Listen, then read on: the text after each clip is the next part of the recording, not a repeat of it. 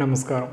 மிதுன ராசிக்கு ஏப்ரல் மாத பலன்கள் அப்படின்னு பார்க்கும்போது, உங்களுக்கு மாத மத்தியம பகுதியிலேயே முயற்சி ஸ்தானாதிபதி, தைரிய ஸ்தானாதிபதினு சொல்லக்கூடிய சூரிய பகவானே உங்களுக்கு லாபஸ்தானத்தில் உச்ச அளவுடைய காரணனால புதிய முயற்சி எல்லாமே மிதுன ராசிக்கு இந்த காலகட்டத்தில் வெற்றியை கொடுக்கும். இந்த ஏப்ரல் மாதம் மிக முக்கிய மாதம் கூட மிதுன ராசிக்கு தான்.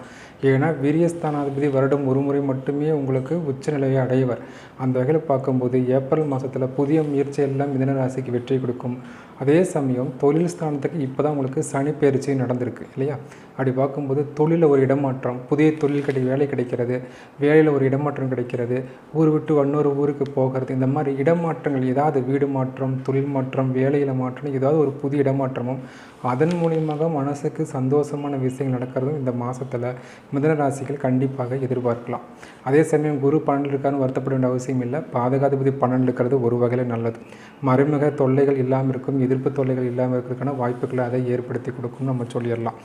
அதே சமயம் உங்களுக்கு கவனமாக இதிலெல்லாம் இருக்கலாம் அப்படின்னு பார்க்கும்போது, சுக்கிரனும் புதனும் வக்கரகதியில் இருக்கிறதுனால குடும்ப உறவுகளுக்கு இல்லை உங்களுக்கு பல் சார்ந்த இல்லை முகம் சார்ந்த மருத்துவ செலவுகள் வர்றதுக்கான வாய்ப்புகள் இருக்குது.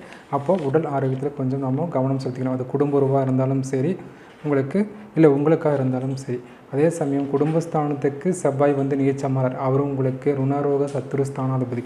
அவர் நீச்சமாகிறதுனால கண்டிப்பாக குடும்ப உறவுகளுக்கு ஏதாவது ஒரு மருத்துவ செலவு ஏற்படுறதுக்கான வாய்ப்புகள் இருக்குதுன்னு சொல்லலாம். இந்த மாதத்தில் சந்திராஷ்டமம் அப்படின்னு பார்க்கும்போது மிதுன ராசிக்கு 19, 20, 21 காலகட்டங்கள் சந்திராஷ்டமம் இருக்கிறதுனால புதிய முயற்சிகளை தவிர்த்துக்கிறது உத்தமம்.